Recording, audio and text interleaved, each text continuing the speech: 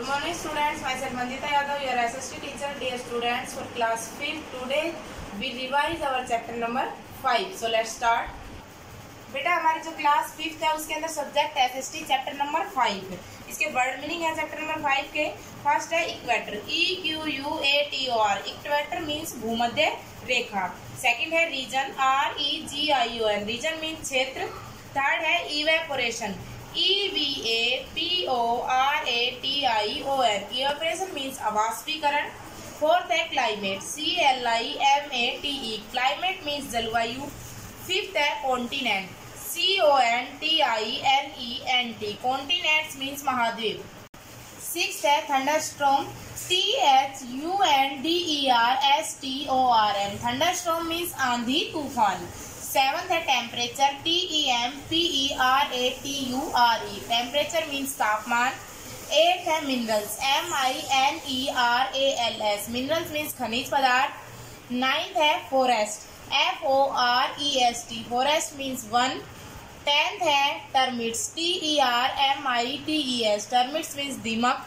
11th है community, COMMUNITY, community means समुदाय। So dear students, अब हम इस चैप्टर को रीड करते हैं। So let's start. Chapter number 4 है, इसका रिवीजन करेंगे बेटा। Factors influencing the climate, climate को जो इफेक्ट करते हैं, जो कारक, उनके बारे में आज हम जानेंगे। We know that weather is the condition of atmosphere of a place over a short period of time. ये हम सब जानते हैं कि वेदर जो है वो किसी भी स्थान पर एटमॉस्फेयर की कंडीशन होती है कम समय के लिए, शॉर्ट पीरियड ऑफ टाइम के लिए। While climate of a place is the average weather condition over a long period of time, जबकि जो क्लाइमेट है वो किसी भी स्थान पर एवरेज वेदर कंडीशन होती है लंबे समय के लिए। Scientist study the pattern of rainfall, temperature, wind and humidity over a period of 30 to 35 years in order to determine the type of the climate of a place। यानी कि जो scientist हैं वो किसी भी स्थान पर स्टडी करते हैं, किसकी, रेनफॉल की, टेम्परेचर की, विंड या ह्यूमिडिटी की, कितने सालों के लिए, 30 से 35 साल के लिए, और उसके बाद डिसाइड करते हैं कि उस स्थान की जो क्लाइमेट है वो किस टाइप की है। The climate pattern of different place on the earth is different, जो जलवायु है, क्लाइमेट मीन्स होता है जलवायु, जो क्लाइमेट पैटर्न है वो अलग अलग स्थान पर, अर्थ पर अलग अलग स्थान पर अलग अलग होता है। Some regions experience a hot and wet climate throughout the year, कुछ जो स्थान होते हैं वो पूरे साल हॉट और वेट क्लाइमेट एक्सपीरियंस करते हैं, वहाँ पर हॉट और वेट क्लाइमेट होती है। Other region are hot and dry, और जो रीजन्स होते हैं, और जो क्षेत्र होते हैं वो हॉट और ड्राई होते हैं।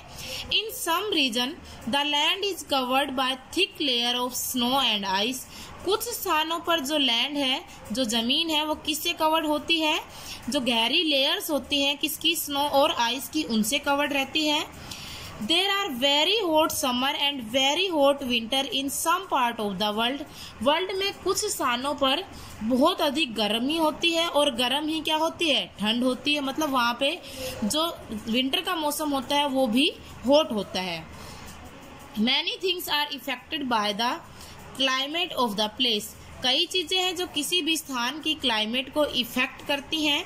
The kinds of plants and animals living at any place are strongly affected by the climate, किसी भी स्थान पर किस प्रकार के पेड़ पौधे पाए जाते हैं और किस प्रकार के जीव पाए जाते हैं, एनिमल्स पाए जाते हैं, वो किस पर डिपेंड होता है, वो ओनली क्लाइमेट पर डिपेंड होता है, क्लाइमेट उस चीज को इफेक्ट करती है। The way people live and their food, clothes, transportation and houses are also affected by the climate, लोगों के रहने का तरीका, लोगों की जो जीवन शैली है, जो भोजन है, क्लोथ्स किस प्रकार के पहनते हैं, वो किस प्रकार का ट्रांसपोर्टेशन यूज करते हैं, और किस प्रकार के वहाँ पर हाउसेज जो हैं वो लोग यूज करते हैं, वो सारे किसके द्वारा इफेक्टेड होते हैं, जलवायु के द्वारा इफेक्टेड होते हैं, क्लाइमेट के द्वारा। फैक्टर्स इन्फ्लुएंसिंग क्लाइमेट, क्लाइमेट को इफेक्ट करने वाले जो कारक हैं और वो कौन कौन से हैं। The climatic conditions of a place are influenced by many factors, जो क्लाइमेटिक कंडीशन है, जलवायु की जो कंडीशंस है वो किसी भी स्थान पर बहुत सारे फैक्टर्स द्वारा इफेक्ट होती है। सम ऑफ देम आर, कुछ ये हैं। फर्स्ट हमारा है लैटिट्यूड और distance from the equator, latitude और इक्वेटर यानी कि भूमध्य रेखा से जो दूरी है वो फर्स्ट है। सेकंड है अल्टीट्यूड और height above the sea level, यानी कि समुद्र तल से जो ऊंचाई है वो। थर्ड हमारा है ह्यूमिडिटी, आर्द्रता। और फोर्थ है डिस्टेंस फ्रॉम द सी, सागर से दूरी। और फिफ्थ है ओशियन करंट्स, मतलब महासागरीय धाराएं। फर्स्ट है हमारा लैटिट्यूड, लैटिट्यूड को एक्सप्लेन करते हैं अक्षांश। The amount of sunlight received by the place is determined by the altitude of that place, sorry latitude of that place, यानी कि जो सनलाइट रिसीव करते हैं किसी भी स्थान पर वो किसके द्वारा डिसाइड होती है, किस पर इफेक्ट करती है। लैटिट्यूड्स जो हैं उनके अनुसार जो सनलाइट है, सूर्य की जो लाइट है वो अर्थ पर रिसीव होती है, वो अलग अलग लैटिट्यूड पर अलग अलग होती है। There is a gradual decrease in temperature as we move away from the equator toward the poles, यानी कि ये क्या होती है, किस पर इफेक्ट डालती है। जैसे ही हम पोल्स की तरफ यानी कि इक्वेटर से पोल्स की तरफ मूव करते हैं तो टेम्परेचर जो है वो डिक्रीज होता है, कम होता है। In other words, as the distance of a place from the equator increase its temperature decrease, यानी कि दूसरे शब्दों में हम ये कह सकते हैं कि अगर हम भूमध्य रेखा पर हैं तो वहां का टेम्परेचर क्या होगा, इंक्रीज होता है, बढ़ता है। और जैसे जैसे हम पोल्स की तरफ बढ़ते हैं तो वहां का टेम्परेचर क्या होता चला जाता है, डिक्रीज होता है, कम होता चला जाता है, यानी कि इक्वेटर से दूरी पर जाने पर टेम्परेचर क्या होगा, कम होगा। The rays of the sun fall directly on the equator and spread over the smaller area, क्या होता है कि जो सन की जो रेज हैं वो डायरेक्ट पड़ती है इक्वेटर पर और जो पोलर जो रीजन है वहां पर स्प्रेड होके जाती है, तिरछी गिरती हैं। Therefore the region near the equator become the hottest, इसी के कारण जो रीजन इक्वेटर के पास होता है, जो क्षेत्र इक्वेटर के पास होता है वो अधिक गर्म होता है। If we move away from the equator toward the poles, the place receive the slanting rays of the sun, जैसे कि इस डायग्राम में दिखाया हुआ है, जैसे हम मूव करते हैं पोल्स की तरफ तो जो सन की जो रेज है वो स्लैंटिंग गिरती हैं, तिरछी गिरती हैं। These rays have to travel through a greater distance and spread over a large area, और जो ये रेज हैं ये लंबे डिस्टेंस को कवर करती हैं और तिरछी गिरती हैं। इसके कारण क्या होता है, these areas are therefore cooler, इसी के कारण जो पोलर जो रीजन है वो क्या होते हैं, ठंडे होते हैं।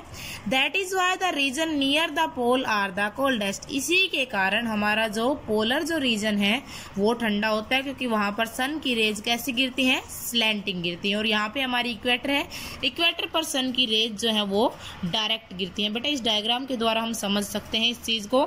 ये यहाँ पे इक्वेटर है, इक्वेटर पर सन की रेज बिल्कुल डायरेक्ट गिरती है, तो डिस्टेंस भी कम होता है इनके बीच में, तो यहाँ पर हॉटेस्ट रीजन होता है, ये गर्म क्षेत्र होता है। और जो पोलर रीजन है दोनों साइड का, यहाँ पर सन की रेज स्लैंटिंग गिरती है, तिरछी गिरती है, और सन की रेज लंबी दूरी तय करके आती हैं। तो लंबी दूरी तय करने के कारण वो क्या, ये पोलर जो रीजन है यहाँ पर इतनी अधिक गर्मी नहीं होती है, ठंडा रीजन होता है। On the basis of intensity of heat received from the sun, the earth has been divided into 3 climate or temperature zone, यानी कि किसके बेस पर, सन की रेज रिसीव, सन की जो इंटेंसिटी है हीट की उसको रिसीव करने के अनुसार, और क्लाइमेट जो हमारी जो क्लाइमेट है उसको टेम्परेचर के अनुसार 3 हीट जोन में डिवाइड किया हुआ है। 3 टेम्परेचर जोन है, कौन कौन से हैं, फर्स्ट है torrid zone, the torrid zone, second the temperate zone, और थर्ड है द फ्रीज्ड जोन। बेटा मैं तीनों जोनों को आपको इस डायग्राम के द्वारा समझाती हूँ। ये है the temperature zone of the अर्थ, हमारी अर्थ के ये टेम्परेचर जोन्स हैं। फर्स्ट यहाँ पे हमारा इक्वेटर के दोनों साइड 23.5 डिग्री नॉर्थ और 23.5 डिग्री साउथ में, यानी कि ट्रॉपिक ऑफ कैंसर और ट्रॉपिक ऑफ कैप्रिकॉर्न तक हमारा जो जोन है वो कौन सा है? टोरिड जोन है। ये सबसे गर्म जोन होता है हमारी अर्थ पर। सेकंड जो जोन है वो है टेम्परेट जोन। टेम्परेट जोन भी इक्वेटर के दोनों साइड होता है। फर्स्ट होता है हमारा, मान लो नॉर्थ साइड में देखेंगे तो ट्रॉपिक ऑफ कैंसर से लेके और आर्कटिक सर्कल तक, यानी कि 23.5 डिग्री नॉर्थ से लेकर 66.5 डिग्री नॉर्थ तक नॉर्थ टेम्परेट जोन होता है। और साउथ जो टेम्परेट जोन है सेकंड, वो है ट्रॉपिक ऑफ कैप्रिकॉर्न से लेकर अंटार्कटिक सर्कल तक, यानी कि 23.5 डिग्री साउथ से लेकर 66.5 डिग्री साउथ तक जो जोन है हमारा वो साउथ टेम्परेट जोन है। थर्ड हमारा जोन है फ्रीज्ड जोन।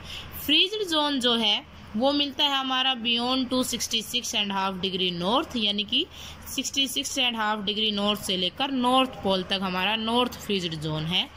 और 66.5 डिग्री साउथ से लेकर साउथ पोल तक हमारा साउथ फ्रीज्ड जोन है। ये तीनों जोन हम इस डायग्राम के द्वारा अच्छे से समझ सकते हैं। नेक्स्ट है बेटा अल्टीट्यूड। अल्टीट्यूड मीन्स समुद्र तल से ऊंचाई। ये हमारे क्लाइमेट को इफेक्ट करने वाले कारक हम पढ़ रहे हैं। The height of the place about sea level is called altitude, यानी कि समुद्र तल से जो ऊंचाई है वो क्या कहलाती है? अल्टीट्यूड कहलाती है। As the altitude of a place increase its temperature decrease, यानी कि जैसे ही हम किसी स्थान पर समुद्र तल से ऊंचाई पर बढ़ते हैं तो टेम्परेचर धीरे धीरे क्या होता चला जाता है? कम होता चला जाता है।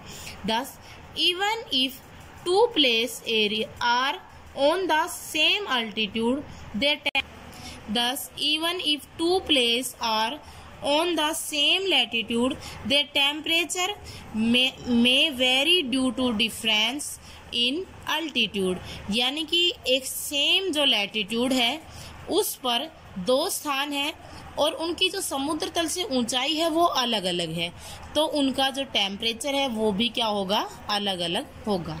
नेक्स्ट है ह्यूमिडिटी। ह्यूमिडिटी मीन्स होता है आर्द्रता।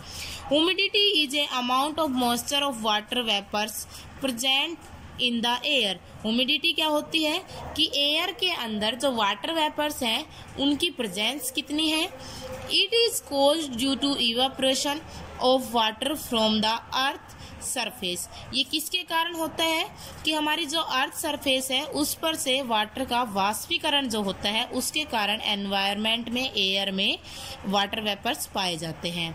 Greater humidity leads the greater amount of rainfall which ultimately influence the climate of the place.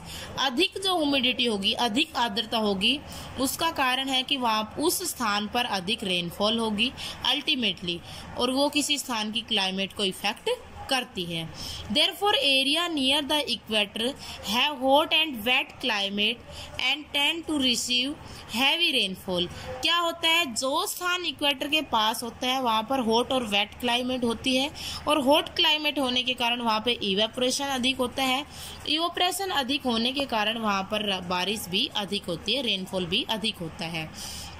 Place near the sea also experience high humidity as a large amount of evaporation take place from the sea nearby, यानी कि जो place हमारा जो सी के पास का होता है, जो स्थान, वहाँ पर ह्यूमिडिटी अधिक होती है बिकॉज अधिक वाटर होने के कारण वहाँ पर इवेपोरेशन अधिक होता है, क्योंकि सागर में तो वाटर ही होता है और वहाँ पे इवेपोरेशन अधिक होता है।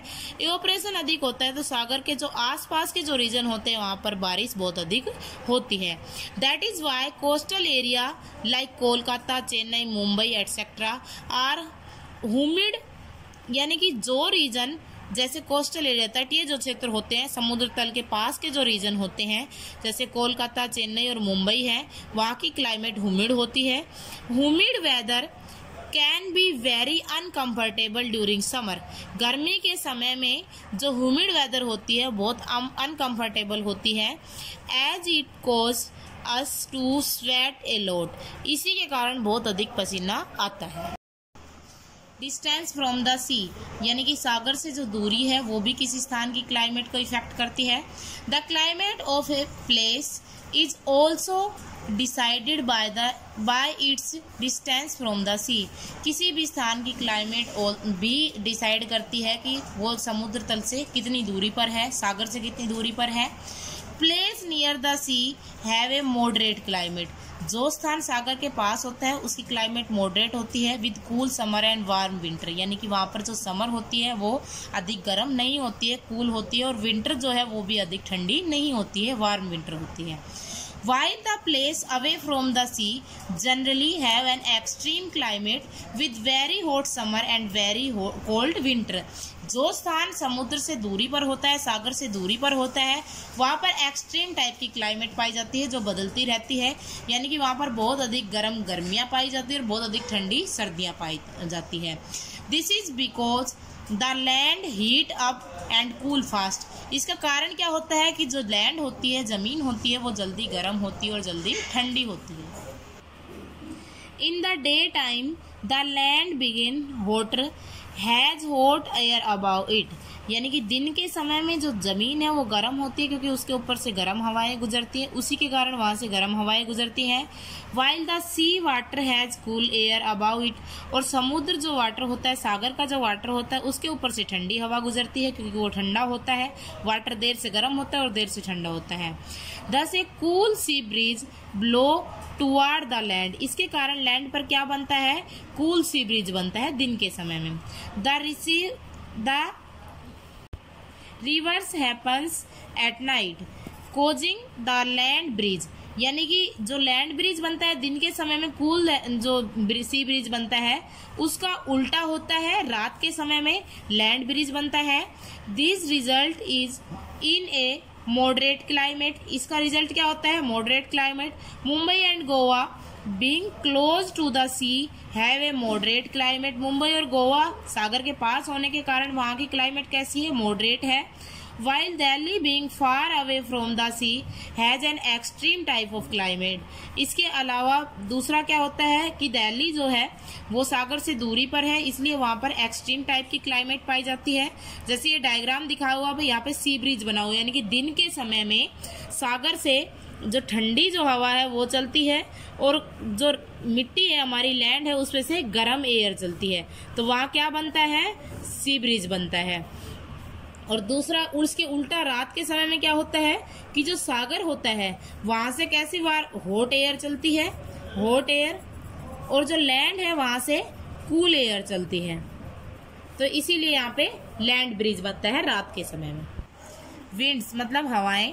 The temperature of a place is greatly affected by winds, किसी भी स्थान का जो टेम्परेचर है वो बहुत अधिक इफेक्ट करता है, किसके द्वारा, विंड्स के द्वारा। Depending on the place of origin of the wind it में आइदर बी हॉट और कूल, ये किस पर डिपेंड करता है कि जो विंड्स है वो कहाँ से चली है, वो एरिया ठंडा है या गर्म है, हॉट है या कूल है। Winds blowing from hot area raise the temperature of the place, while those blowing from cold area lower the temperature, यानी कि अगर वो winds गर्म एरिया से चलती हैं तो किसी स्थान के टेम्परेचर को अधिक कर देती हैं, और अगर वो ठंडे एरिया से चलती हैं तो किसी स्थान के भी टेम्परेचर को कम कर देती हैं। For example in the plain of northern India the hot wind called loo, यानी कि जो नॉर्दर्न इंडिया है हमारा, उसके अंदर जो प्लेन्स में जो हवाएं चलती हैं, हॉट विंड्स चलती हैं, उनको हम क्या कहते हैं, लू कहते हैं। Blowing from Rajasthan make western UP very hot, जो कहाँ से चलती हैं, राजस्थान से चलती हैं, और वेस्टर्न यूपी को भी बहुत अधिक गर्म कर देती हैं, उत्तर प्रदेश को भी गर्म कर देती हैं। In the same way the winds blowing in from the sea carry moisture, इसके के साथ इसके जैसा ही क्या होता है कि जो हवाएं सी से चलती हैं वो उसके अंदर बहुत अधिक मॉइस्चर होता है। नेक्स्ट है ओशियन करंट, महासागरीय धाराएं। A continuous directed movement of ocean water is called an ocean currents, ocean जो वाटर है उसकी जो लगातार जो मूवमेंट होती रहती है, कभी वाटर आगे आता है पीछे जाता है, तो वो जो डायरेक्टेड जो मूवमेंट होती है वो क्या कहलाती है, ओशियन करंट्स कहलाती है, महासागरीय धाराएं कहलाती हैं। It is caused due to force such as the earth rotation, wind, temperature etcetera. ये किसके कारण होता है? इसके अंदर बहुत सारी फोर्सेज काम करती हैं। वो कौन कौन सी हैं? रोटेशन, हमारी जो अर्थ की जो रोटेशन है वो काम करती है, विंड हवाएं काम करती हैं, और temperature. Ocean currents also effected the temperature of the place. Ocean महासागरीय जो धाराएं हैं वो भी किसी स्थान के टेम्परेचर को इफेक्ट करती हैं। These ocean currents may be warm और कोल्ड, यानी कि जो ओशियन करंट्स हैं, ये जो महासागरीय धाराएं हैं वे गर्म भी और ठंडी भी होती हैं। When the winds blow over them they get their warmth और cold and influence the temperature of the coastal area considerably. यानी कि जो ये महासागरीय धाराएं ये ठंडी और गर्म होती है, और इनके ऊपर से जो हवाएं चलती हैं वो कोस्टल रीजन को इफेक्ट करती हैं। कोस्टल रीजन के जो एरियाज हैं, जैसे अगर गर्म विंड आएगी वहां से तो कोस्टल एरिया को गर्म कर देती है, और ठंडी जो विंड आएगी तो उस एरिया को ठंडा करती है। For example the gulf stream is the best example. इसका जो एग्जाम्पल है गल्फ जो स्ट्रीम है, महासागरीय धारा, वो एक बहुत अच्छा एग्जाम्पल है। It make northern west Europe much more temperature than any other region at the some latitude because it is a warm ocean current। क्या होता है कि जो ये गल्फ स्ट्रीम महासागरीय धारा है, ये नॉर्थ वेस्टर्न जो यूरोप है उसको उसके टेम्परेचर को बढ़ा देती है, जबकि इसी लैटिट्यूड पर जो और रीजन है वो इतने गर्म नहीं होते हैं। इस एरिया को ये गर्म महासागरीय धारा गर्म कर देती है। ओवरव्यूज, यानी कि इस चैप्टर में हमने क्या क्या पढ़ा? The average weather condition of a place over a long period of time is called climate. यानी कि किसी भी स्थान पर एवरेज वेदर कंडीशन जो लंबे समय के लिए होती है वो क्या कहलाती है? जलवायु कहलाती है। The climate of a place is mainly determined by its latitude, altitude, distance from the sea, humidity, wind and ocean currents। किसी भी स्थान की क्लाइमेट किस किस के द्वारा डिटरमाइंड होती है? लैटिट्यूड से, अल्टीट्यूड से, डिस्टेंस फ्रॉम द सी से, यानी कि सागर से जो दूरी होती है, ह्यूमिडिटी, विंड्स या ओशियन करंट्स के द्वारा। The surface of the earth can be divided into 3 heat zone. जो हमारी अर्थ का सरफेस है उसको 3 हीट जोन में डिवाइड किया हुआ है। फर्स्ट है torrid zone, temperate zone and freezed zone. On the based of amount of sunlight receive. किसके अनुसार इसको डिवाइड किया हुआ है? सनलाइट रिसीव करने के अनुसार। The torrid zone has a very hot and wet climate. जो टोरिड जोन है वहाँ की क्लाइमेट बहुत अधिक हॉट और वेट होती है। The temperate zone has A moderate climate. Temperate zone है उसमें मॉडरेट क्लाइमेट होती है। Frigid zone is the coldest zone. Freezed zone जो होता है वो बहुत ठंडा जोन होता है। इसके बाद बेटा जो न्यू वर्ड्स हैं वो कौन कौन से पढ़े हमने इसमें? Torrid zone. टोरिड जोन क्या होता है? The hottest zone of the surface of the अर्थ। हमारी अर्थ सरफेस का सबसे अधिक गर्म जोन जो होता है। Temperate zone the zone of moderate temperature. जिस स्थान पर मॉडरेट टेम्परेचर होता है, यानी कि ना ज़्यादा गर्म और ना ज़्यादा ठंडा।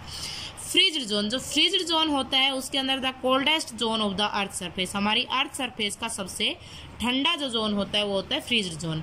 नेक्स्ट है humidity, amount of water vapours present in air. Water vapours की जो अमाउंट है एयर के अंदर प्रेजेंस होती है वो क्या कहलाती है? ह्यूमिडिटी कहलाती है, आर्द्रता कहलाती है। नेक्स्ट है अल्टीट्यूड। अल्टीट्यूड क्या होता है? एलिवेशन और हाइट, यानी कि समुद्र तल से जो ऊंचाई होती है वो क्या कहलाता है? अल्टीट्यूड कहलाता है। नेक्स्ट है बेटा हमारी एक्सरसाइज नंबर ए है tick the correct option. First जो क्वेश्चन है वो है which of these affected the climate of a place. इनमें से क्या है जो किसी स्थान की क्लाइमेट को अफेक्ट करता है? फर्स्ट है altitude, second latitude, third humidity और फोर्थ है ऑल ऑफ दीज। तो बेटा ये तीनों ही चीजें हैं जो किसी स्थान की क्लाइमेट को इफेक्ट करती है। तो हमारा जो डी ऑप्शन है वो करेक्ट है। सेकंड क्वेश्चन है there are dash heat zone on the basis of amount of sunlight received. हमारे कितने हीट जोन्स हैं? किसके अनुसार? सनलाइट रिसीव करने के अनुसार। सनलाइट जो रिसीव है वो किसके अनुसार कितने हीट जोन डिवाइड किए हुए हैं? ऑप्शन ए है 4, बी 3, सी 2 और डी 5। तो हमारा बी है 3 जोन्स डिवाइड किए हुए हैं हीट जोन्स। बी हमारा ऑप्शन करेक्ट है 3 जोन्स। क्वेश्चन नंबर थर्ड है which zone lies between the tropic of cancer and arctic circle. कौन सा जोन है जो ट्रॉपिक ऑफ कैंसर और आर्कटिक सर्कल के बीच में पाया जाता है? ऑप्शन ए है north temperate zone, option B है नॉर्थ फ्रीज्ड जोन, सी है साउथ टेम्परेट जोन और डी है साउथ फ्रीज्ड जोन। तो जो नॉर्थ टेम्परेट जोन है हमारा ऑप्शन ए वो करेक्ट है। नॉर्थ टेम्परेट जोन ही है जो ट्रॉपिक ऑफ कैंसर और आर्कटिक सर्कल के बीच में पाया जाता है।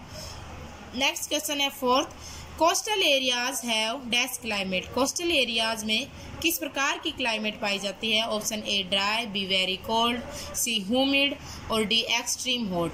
तो सी हमारा जो ह्यूमिड है वो बिल्कुल करेक्ट ऑप्शन है। ह्यूमिड क्लाइमेट पाई जाती है कोस्टल रीजन में।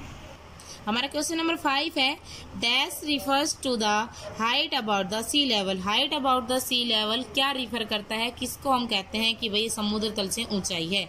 ऑप्शन ए है winds, B altitude, C humidity, D हमारा है ग्लोबल वार्मिंग।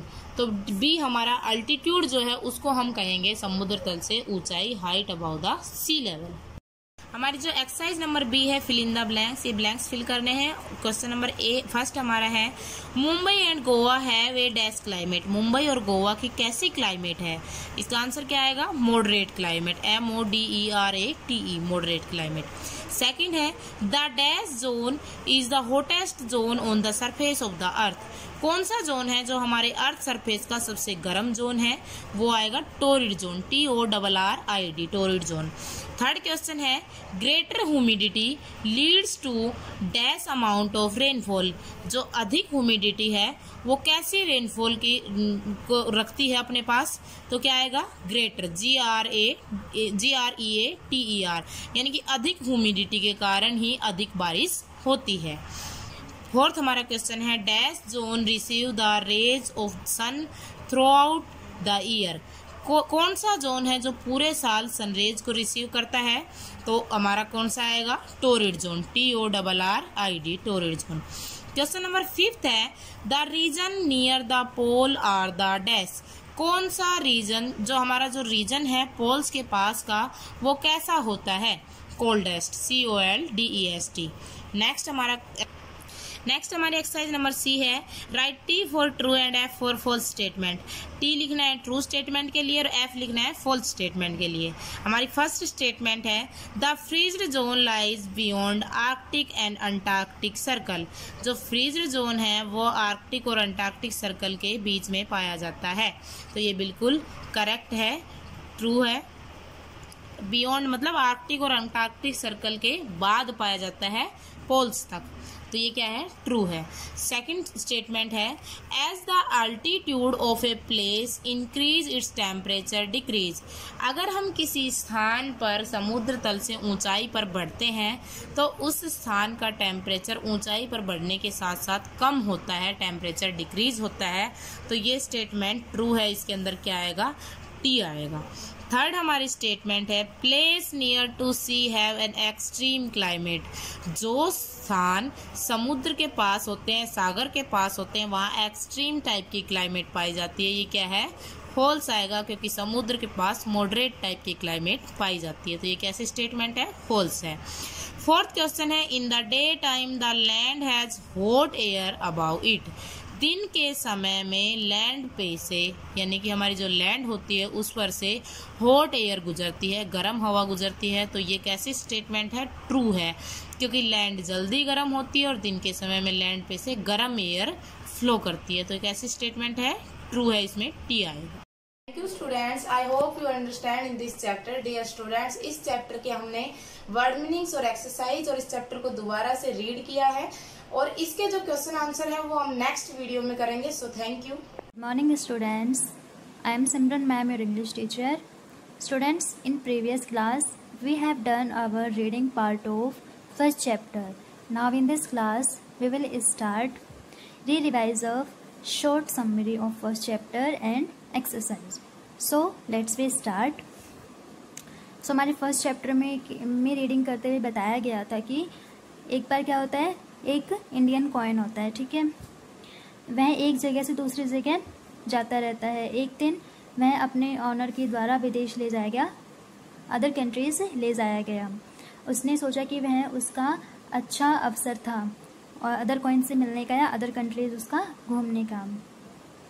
उसने अपनी यात्रा पूर्ण तरह से एंजॉय की, अच्छी तरह से एंजॉय की। ट्रैवल करते समय उसने काफ़ी सारी नेशन को पास किया, काफ़ी सारी कंट्रीज़ को पास किया। वह इटली से जर्मनी गया, उसने काफ़ी सारे प्लेसेस देखे जो कहाँ के थे, इंग्लैंड टू कनाडा, जो कि इंग्लैंड टू कनाडा के में आ रहे थे। The coin met other coins there, उसने वह कॉइन अदर कॉइन से मिला था, जैसे कि हमारे लारामार्क कॉइन हो गया, फ्रैंक कॉइन हो गया, पाउंड हो गया, डॉलर हो गया। उसने बहुत अच्छा प्राउड फील किया, उसे लगा कि उसे बहुत अच्छी अपॉर्चुनिटीज़ मिली है दूसरे कॉइन से मिलने की, और उसे बहुत ही गर्व महसूस हुआ था इस बात को लेके कि उसने अपनी कंट्री का रिप्रेजेंटेशन दिया है, प्रतिनिधित्व दिया है। बट एक दिन वह कॉइन क्या हो गया, सैड हो गया, बिकॉज एक जेंटलमैन के द्वारा उसे क्या कर दिया गया, रिफ्यूज़ कर दिया गया। रिफ्यूज़ क्यों कर दिया गया था उसको, क्योंकि उसने बोला, जेंटलमैन ने कहा था कि ये कॉइन क्या है, फॉल्स है, झूठा है। That man had never seen the coin, क्योंकि एक्चुअल बात क्या थी कि उस अदर कंट्री के मैन ने उस कॉइन को देखा ही नहीं था, क्योंकि वो हमारे इंडियन कंट्री का कॉइन था। उसने इसलिए उसको रिफ्यूज़ कर दिया, उसको ग्राउंड पे फेंक दिया। तो कॉइन को क्या हुआ, शर्मिंदगी महसूस हुई और अस्वीकृति महसूस हुई। फिर उसको कॉइन को अपनी जो उसकी कंट्री के द्वारा गोल्डन रिस्पेक्ट दी गई थी उसको वो वापस से याद आने लगी।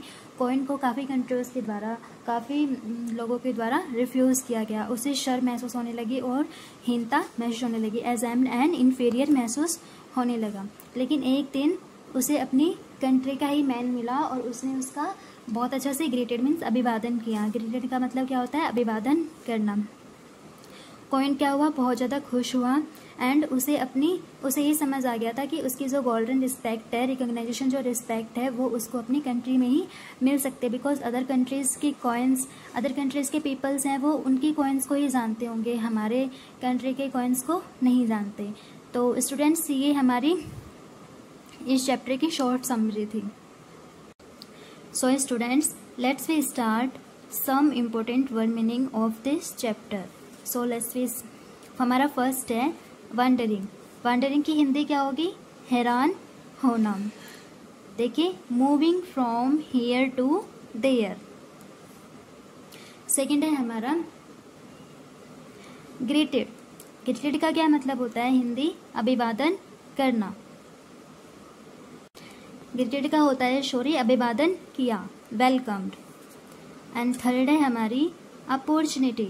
अपॉर्चुनिटी का क्या होता है, अवसर। अवसर, इसका सिमिलर वर्ड क्या होगा भी, ए फेवरेबल ओकेजन। फिफ्थ है हमारे सेकंड लास्ट, एजेम्ड। एजेम्ड का हिंदी मीनिंग क्या होगा, शर्म और फेल्ट शेम। फिफ्थ है हमारी लास्ट, इन्फेरियर। इन्फेरियर की हिंदी मीनिंग होती है हीनता, लोअर इन स्टेटस। हीनता का मतलब होता है कि अपने आप को नीचा महसूस करना। सो ये हमारे कुछ इम्पोर्टेंट वर्ड मीनिंग्स थे स्टूडेंट्स, क्लियर। देन अब हम इसका पार्ट ए स्टार्ट करते हैं। Choose the correct option. Correct option हमें चूज करना है। फर्स्ट है there was an blank coin. एक बार कौन सा सिक्का था, तो फर्स्ट है American, B African, C Indian और डी ऑस्ट्रेलियन। तो इस चैप्टर में किस कॉइन की बात की गई है, इंडियन कॉइन की, तो सी ऑप्शन क्या हो जाएगा हमारा, करेक्ट हो जाएगा। सेकेंड है the coin went abroad with his. किसके साथ गया था वो, अब्रॉड, विदेश।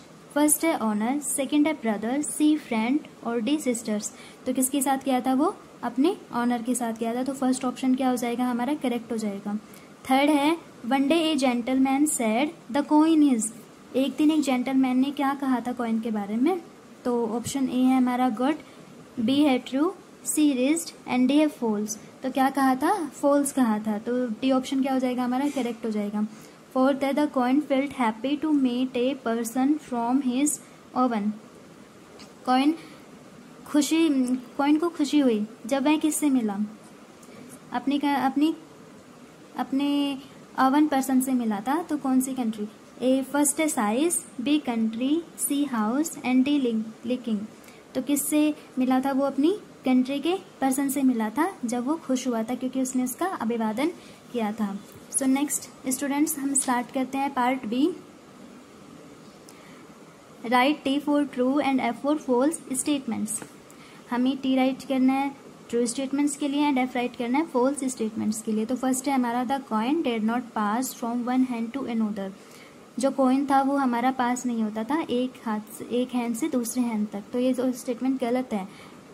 कॉइन है वो पास होता था, तो ये स्टेटमेंट क्या हो जाएगी हमारी फॉल्स हो जाएगी। सेकंड है एवरीवन ग्रेटेड द कॉइन। सभी ने उसका क्या किया, अभिवादन किया कॉइन का, तो ये स्टेटमेंट क्या है, ट्रू है। थर्ड है the coin was happy to go abroad. Abroad जाने से कॉइन क्या था, खुश था, तो ये भी स्टेटमेंट क्या होगी, ट्रू होगी। फोर्थ है हमारा the coin made other countries coins. Coin है वहाँ पर अदर कंट्रीज के कॉइन्स थे उनसे मिला था, ये भी स्टेटमेंट क्या होगी हमारी, ट्रू होगी। फिफ्थ है his countryman greeted him with utmost joy and respect. उस कंट्री के मैन थे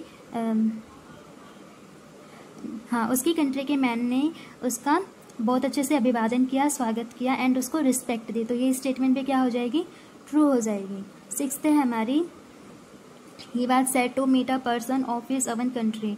वह उदास हो गया था अपने खुद की कंट्री के पर्सन से मिलने के बाद, तो ये स्टेटमेंट क्या हमारी गलत है, क्योंकि वो अपनी ओवन कंट्री के पर्सन से मिलने के बाद क्या था, हैप्पी था।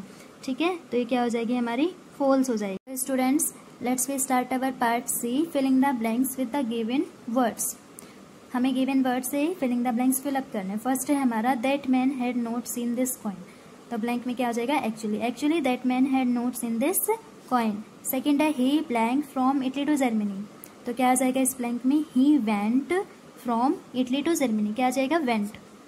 थर्ड है he blank from one hand to another, तो क्या थर्ड में क्या आ जाएगा हमारा, past, he passed from one hand to another. Fourth है his countryman greeted with him with blank joy, तो इसमें क्या हो जाएगा, एटमोस्ट जॉय।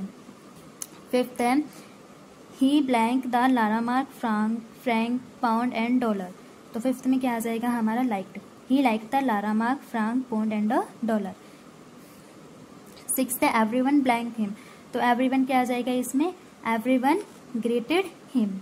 सेवेंथ है he blank that not many liked him abroad, तो इसमें सेवेंथ में क्या आ जाएगा हमारा, realised, he realised that not many liked him abroad. Eighth है one gentleman refuse to him, तो इस ब्लैंक में क्या आ जाएगा, एक्सेप्ट टू हिम। नाइन्थ है one day the coin was taken blank, तो नाइन्थ में हमारा क्या आ जाएगा, अब्रोड। ठीक है, टेंथ है हमारा the coin felt ashamed and, tenth में क्या आ जाएगा, inferior, the coin felt ashamed and inferior. D part है हमारा match the words in column A with this in column B. Column A में हमें कॉलम बी को मैच करना है, तो फर्स्ट है हमारा देयर वाज, तो इसमें क्या है, अब्रोड बाय हिज ऑनर, ये मैच भी नहीं होगा। Man was India got him, ये भी sorry man from India got him, ये भी नहीं होगा। सी देखिए एन इंडियन कॉइन, ये क्या हो जाएगा, there was an Indian coin, तो वन हमारा किससे मिल रहा है, सी से, वन सी से मैच हो रहा है। अब सेकंड देखिए, one day the coin was taken, एक दिन कॉइन कहाँ गया, देखो ए है अब्रोड बाय हिज ऑनर, तो ए क्या हो जाएगा, सेकंड ए से मैच हो जाएगा। ठीक है, थर्ड है हमारा one gentleman, man from India got him या रिफ्यूज टू एक्सेप्ट हिम, तो क्या आ जाएगा इसमें, रिफ्यूज टू एक्सेप्टिंग। थर्ड में क्या आ जाएगा, डी। एंड लास्ट बचा है one day a man from India got him. ठीक है, तो केस में क्या आ जाएगा हमारा, फोर्थ में बी आ जाएगा। क्लियर है class? And so students let's we start our part E, answer the following questions in 1 और 2 वर्ड्स। 1 और 2 वर्ड्स में हमें फॉलोइंग क्वेश्चंस के आंसर गिवन करने हैं। तो क्वेश्चन फर्स्ट है हमारा, to which country the coin belonging to, किस कंट्री से कॉइन बिलोंग करता था, तो आंसर क्या हो जाएगा हमारा, इंडिया, इंडिया कंट्री से कॉइन बिलोंग करता था। सेकंड है where did the owner of the coin take him, coin का ओनर उसे कहाँ लेकर गया था, तो आंसर क्या आ जाएगा हमारा, अब्रोड, कहाँ लेकर गया था, विदेश लेकर गया था। क्वेश्चन नंबर थर्ड है, who threw him on the ground, किसने उसको ग्राउंड पर फेंक दिया था, तो आंसर क्या हो जाएगा हमारा, ए जेंटलमैन, ए जेंटलमैन के द्वारा ही वो कॉइन ग्राउंड पर फेंका गया था। क्वेश्चन नंबर 4 है, who greeted the coin with utmost joy, किसने कॉइन का अभिवादन किया था बहुत ही खुशी से। तो किसने किया था? His countryman. आंसर क्या हो जाएगा इसका? His countryman. पार्ट एफ है हमारा, answer the following question in one sentence. One sentence में हमने क्वेश्चन का आंसर देना है। क्वेश्चन नंबर फर्स्ट है, how did the coin feel went his owner took him abroad. Coin को कैसा फील हुआ जब उसका ओनर उसे अब्रोड लेकर गया था? तो आंसर क्या हो जाएगा? The coin felt very happy. Coin क्या हुआ? खुश हुआ बहुत ज़्यादा जब उसको अब्रोड ले जाया गया था, खुशी महसूस हुई उसे। क्वेश्चन नंबर सेकंड है, when did the coin feel proud. कब उसको प्राउड फील हुआ था कॉइन को? आंसर क्या होगा? He felt proud that he got a chance to meet other coins. उसे प्राउड फील हुआ जब उसे चांस मिला अदर कंट्रीज के कॉइन से मिलने का। एंड क्वेश्चन नंबर थर्ड है हमारा, what did the coin feel sad and why. Coin को सैड फील क्यों हुआ, कब हुआ और क्यों हुआ? तो आंसर क्या हो जाएगा हमारा? The coin felt sad because. Coin sadness महसूस की कॉइन ने, क्योंकि a gentleman refuse to accept him. क्योंकि एक जेंटलमैन ने उसे एक्सेप्ट करने से इनकार कर दिया, रिफ्यूज कर दिया उसको। ठीक है। एंड नेक्स्ट है हमारा पार्ट जी, answer the following question. Question number first, why did the coin feel inferior. Coin को हीनता महसूस कब हुई? इनफेरियर का मतलब क्या होता है? हीनता। आंसर क्या होगा हमारा? The coin feel inferior because the coin realized that not many liked him abroad. Coin को हीनता महसूस हुई क्योंकि उसने रियलाइज किया, महसूस किया कि उसे अब्रोड में काफ़ी लोगों ने उसे पसंद नहीं किया। क्वेश्चन नंबर सेकंड है, name the countries which were visited by the coin. उन कंट्रीज के नाम बताने हैं जिसमें कॉइन ने विजिट किया था। तो आंसर क्या होगा हमारा? The coin visited from Italy to Germany. Coin कहाँ गया? इटली से जर्मनी गया। And saw places from England to Canada. और उसने इंग्लैंड और कनाडा के बीच में जितने भी प्लेसेस होते हैं उन सबको देखा, उन सबका एंजॉयमेंट लिया। क्वेश्चन नंबर थर्ड है, लास्ट है हमारा, what did the coin realized. Coin को क्या रियलाइज्ड हुआ? The coin realize that not many liked him abroad. Coin को रियलाइज्ड हुआ कि काफ़ी अब्रोड में जितने मैन थे उन्होंने उसको लाइक नहीं किया, उसको रिफ्यूज कर दिया। So he felt ashamed and inferior. इसलिए उसे शर्मिंदगी महसूस और हुई, हीनता महसूस हुई। सो स्टूडेंट्स, हमारे क्वेश्चन आंसर हैं part E, part F and part G complete है। सो स्टूडेंट्स, ये हमारा पेज नंबर 7 पर है। Let us think and right. Match the currency with its country. हमें करेंसी मैच करनी है उनकी कंट्री से। तो फर्स्ट है हमारी लारा। लारा किससे मैच होगी? हमारी इटली से। लारा में इटली करेंसी, जो लारा करेंसी है वो इटली की है। ठीक है। और फ्रैंक करेंसी किसकी होगी? हमारी फ्रांस की होगी। ठीक है। थर्ड है हमारा पाउंड करेंसी किसकी होगी? इंग्लैंड की। फोर्थ है डॉलर हमारी किसकी होगी? अमेरिका की। येन किसकी होगी? हमारे फिफ्थ है जापान की। सिक्स्थ है रूपी तो सबको ही पता है हमारी इंडिया की करेंसी है। और सेवेंथ है हमारा मार्क किसकी करेंसी होगी? हमारी जर्मनी की। So students, I hope you will understand. And students, this exercise write in your notebook and learn also. And thank you. Have a nice day.